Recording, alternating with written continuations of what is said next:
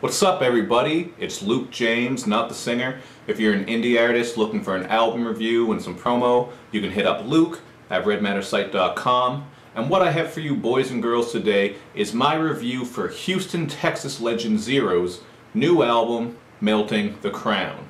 And I was really looking forward to this one because I've been a fan of Zero for like 10 plus years, and I always feel that he doesn't get all of the appreciation that he deserves. He keeps it pretty low-key on the underground, but I've always said that he is one of the best hook masters in the game, and there are plenty examples of just that on this album.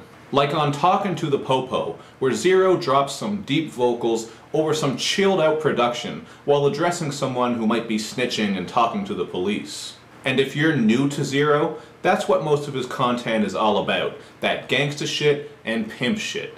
But he has been known to keep it real and bring some more down-to-earth material as well. Like the song Miss My Mama, which is dedicated to his late mother and to all the mothers out there who have passed away. It's a very mellow song with some jazzy horns on it, and I think anyone who has lost their mother will be able to appreciate this song because it's just so real.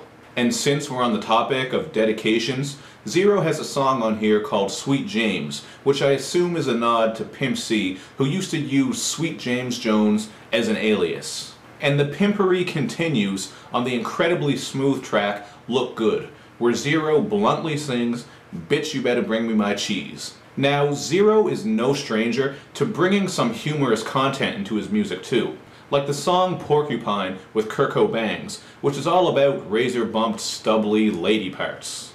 And I know, that's a goofy concept and it's kinda weird to listen to, but just like his songs Pig Feet and The Mule, the beat is just so damn clean and the hook is catchy, so if you don't mind that silly, humorous content, it's a good song. And the same can be said about the track Don't Stop Now, where Zero expresses his frustration with his baby mama by wishing death upon her and saying that he hopes she gets hit by a Mack truck, among a bunch of other horrible and humorous things.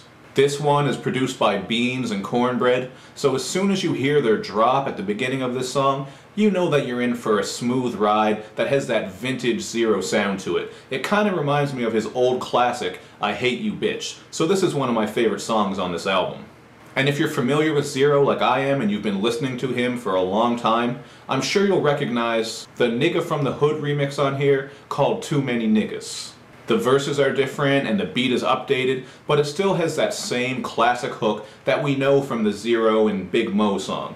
But the standout track to me on this album is The Real Is Back.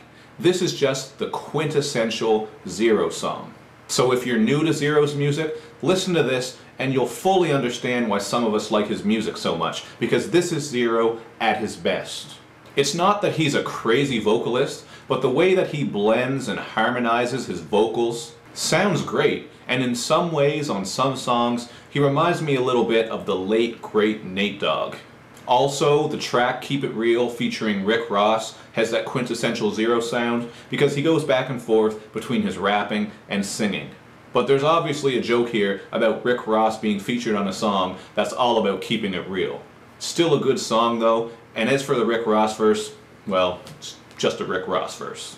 So to me, this is a pretty solid Zero album that I'll definitely be bumping in my car, but it's not his best work, so I give it a 3.5 out of 5. His fans will definitely be pleased with this, and if you listen to this as your first Zero experience and you like it, you're definitely going to want to go back and check out some of his older material, like the albums The Life of Joseph McVeigh and Let the Truth Be Told, although he has a very extensive catalog and all of his albums have good songs on them.